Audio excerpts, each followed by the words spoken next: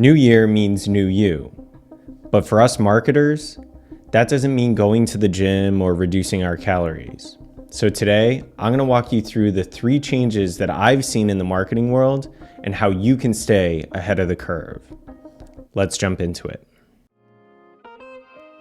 So obviously, artificial intelligence has been a huge trend, not just in the marketing world, but in the business world overall. But the problem I'm seeing is everyone's trying to jump into this so quickly and so deeply and apply it across the board. And sometimes when you have too many options and too many opportunities to utilize artificial intelligence, you really just get caught up in the process. So my recommendation for 2024 is just to get started. And this can be really, really simple. You can utilize something like ChatGPT to just streamline a process that takes up some of your time to free up your time for other opportunities. So this can be as simple as using ChatGPT to create your SMS messages, right? One of the most difficult tasks that I see with my clients is they really want to try to get their SMS marketing down to one message because you do pay per message sent. So you want to get it under that certain character count. And this is a great opportunity for something like ChatGPT because now you can provide ChatGPT with the appropriate prompt to really try to get your message across in a more concise, shortened message. So that's the first way you can use artificial intelligence. Next is email. And again, coming up with subject lines that really are going to increase the open rates can be complicated. So utilize large language models like ChatGPT to really assist you by prompting ChatGPT with exactly what the campaign objective is, and then have it come up with 20, 30, 40, 50 different subject lines and go through and decide which works best for your brand. And obviously you can apply this to preview text or even body copy. The idea here is to really reduce the amount of time you're spending on tasks such as creating subject lines and utilizing these large language models to assist you in that process. The next trend that I've really seen change pretty significantly, especially in the past 8 years, is targeting solutions on platforms such as Meta. So when I used to run advertising years ago, I used to get very, very specific with the targeting.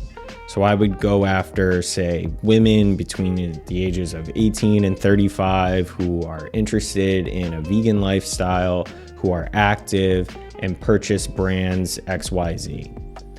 But what I've really seen change in the advertising space, especially the digital advertising space, is really these algorithms have become much, much better. So I actually create campaigns on the top funnel to try to bring people down deeper into the funnel. The very top, I don't even put in any specifics for targeting. I simply create open targeting campaigns and I let the algorithm run. And based on experience, this has produced the best results in comparison to actually targeting different audiences.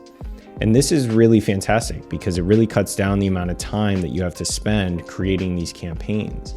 And like I said, the customer acquisition cost has significantly decreased by putting that open targeting out and letting the algorithm do its thing.